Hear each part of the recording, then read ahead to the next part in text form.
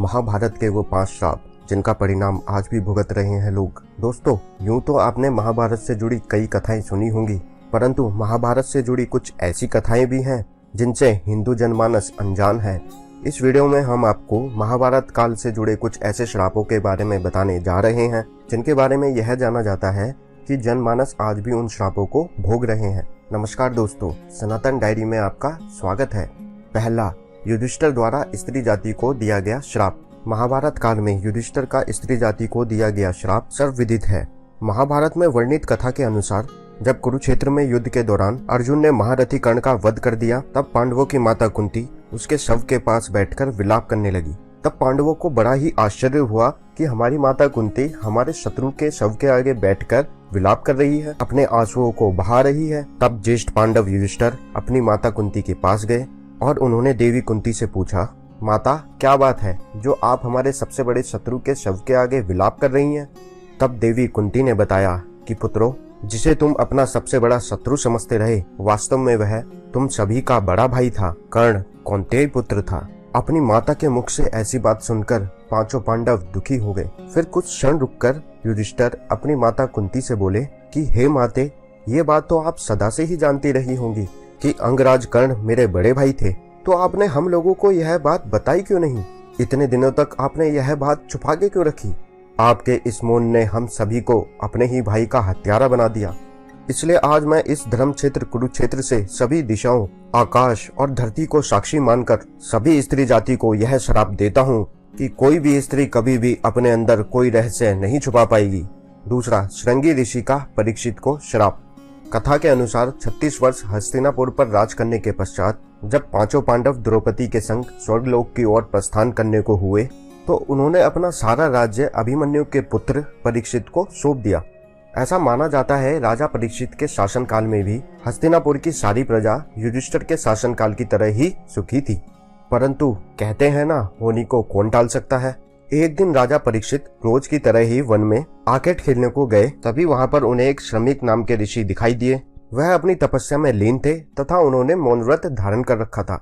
परंतु यह बात राजा परीक्षित को मालूम नहीं थी। इसलिए राजा परीक्षित ने श्रमिक ऋषि को कई बार आवाज लगाई, लेकिन उन्होंने अपना मौन धारण रखा। यह देखकर राजा परीक्षित को क्रोध आ गया और उन्होंने ऋषि के ऊपर मरा हुआ सांप डाल दिया। और जब यह बात ऋषि के पुत्र श्रृंगी को पता चली, तो उन्होंने महाराज को श्राप दिया कि आज से 7 दिन पश्चात महाराज की मृत्यु तक्षत नाग से हो जाएगी। और अंत में ऋषि श्रृंगी के श्राप के कारण ही महाराज परीक्षित की मृत्यु तक्षत नाग के डसने के कारण ही हुई।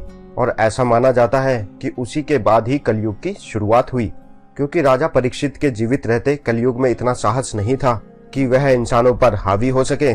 और आज हम सभी इस कलयुग को उसी श्राप के कारण भोग रहे हैं। तीसरा, श्री कृष्ण का अश्वत्थामा को श्राप। महाभारत युद्ध के अंतिम दिन में जब अश्वत्थामा ने पांडव पुत्रों का धोखे से वध कर दिया, फिर इस बात का पता जब पांडवों को चला, तो पांडव श्री कृष्ण के साथ अश्वत्थामा का पीछा करते हुए महर्षि वेदव्यास के आश्रम पहुंच गए। पांडवों को अपने सामने देख अश्वत्थामा ने ब्रह्मास्त्र से उन पर वार किया। यह देख श्री कृष्ण ने अर्जुन को ब्रह्मास्त्र चलाने को कहा, जिसके बाद अर्जुन ने भी अश्वत्थामा पर ब्रह्मास्त्र छोड़ दिया। परंतु महर्षि व्यास ने दोनों अस्त्रों के बीच में आकर दोनों को टकराने से रोक लिया और अश्वत्थामा और अर्जुन से कहा कि क्या तुम लोग नहीं जानते कि ब्रह्मास्त्र के टकराने से समस्त सृष्टि का नाश हो जाएगा? इसके पश्चात अर्जुन ने अपना ब्रह्मास्त्र वापस ले लिया। लेकिन अश्वत्थामा ने महर्षि से कहा कि मेरे पिताजी ने इसे वापस लेने की विद्या मुझे नहीं सिखाई है, इसलिए मैं इसको वापस नहीं ले सकता। इसके पश्चात उसने ब्रह्मास्त्र की दिशा बदलकर अभिमन्यु की पत्नी उत्तरा के गर्भ की ओर कर दी। यह देख भगवान श्री कृष्ण ने अश्वत्थामा को श्राप दिया कि तुम 3000 वर्ष तक इस पृथ्वी पर भटकते रहोगे और किसी भी जगह किसी भी पुरुष से तुम्हारी बातचीत नहीं हो सकेगी। तुम्हारे शरीर से पीप और लहू की गंध निकलेगी, इसलिए तुम मनुष्यों के बीच नहीं रह सकोगे, दुर्गम वन में ही पड़े रहोगे। और इसी कारण आज भी यह माना जाता है कि अश्वत्थामा अभी भी जीवित है। चौथा, मांडव्य ऋषि का यमराज को श्राप। महाभारत काल में मांडव्य ऋषि का वर्णन आता है।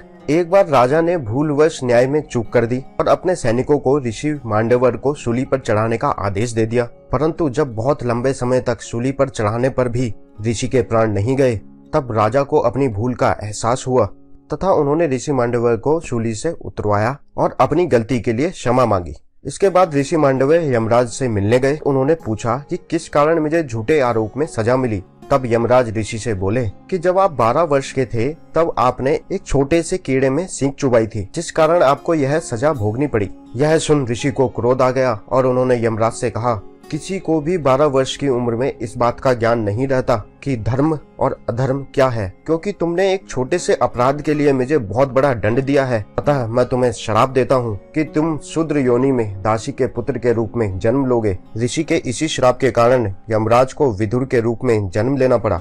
5वां, अप्सरा उर्वशी का अर्जुन को श्राप। ये कथा उस समय की है जब 13 साल के वनवास के दौरान एक बार अर्जुन दिव्यास्त्र की खोज के लिए स्वर्गलोक गया। वहाँ उर्वशी नाम की एक अप्सरा उनके रूप और सौंदर्य को देखकर उन पर मोहित हो गई। फिर एक दिन उर्वशी ने अर्जुन को विवाह करने को कहा। तब अर्जुन ने उसको कहा कि मैं आपको माता के समान मानता हूँ, इसलिए मैं आपसे विवाह नहीं कर सकता।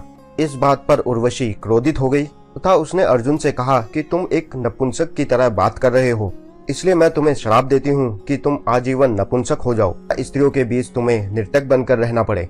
यह बात सुनकर अर्जुन विचलित हो गए और फिर वह देवराज इंद्र के पास गए। फिर उन्होंने उनको सारी बात बताई। इसके बाद महाराज इंद्र के कहने पर उर्वशी ने अपने श्राप की अवधि 1 साल तक सीमित कर दी। तब इंद्र ने अर्जुन को सांत्वना देते हुए कहा कि तुम्हें घबराने की जरूरत नहीं है। यह श्राप वनवास के समय तुम्हें वरदान के रूप में काम करेगा और अज्ञातवास के समय तुम नर्तका के रूप में कौरवों की नजरों से बचे रहोगे। तो दोस्तों, उम्मीद करता हूँ आपको हमारी ये कथा पसंद आई होगी। अगर पसंद आई हो तो ज्यादा से ज्यादा लाइक और शेयर करें और हमारे चैनल को सब्सक्राइब और बेल आइकन पर क्लिक करना ना भूलें। तो मिलते हैं दोस्तों आपसे अगली वीडियो में एक नई कथा के साथ।